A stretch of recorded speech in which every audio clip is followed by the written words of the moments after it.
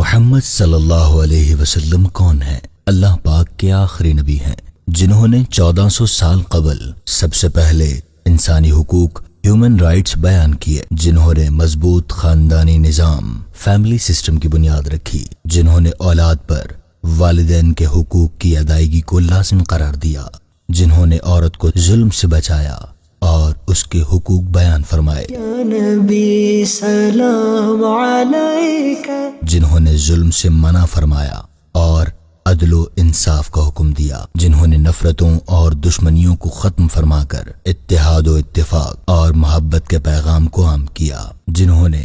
رشتہ داروں اور پڑوسیوں کے ساتھ حسن سلوک اور صلہ رحمی کا درس دیا، جنہوں نے ایک دوسرے کا احترام سکھایا، جنہوں نے محتاجوں کی مدد فرمائی اور مریضوں کی عیادت فرمائی اور سکھائی، یا نبی سلام علیکہ،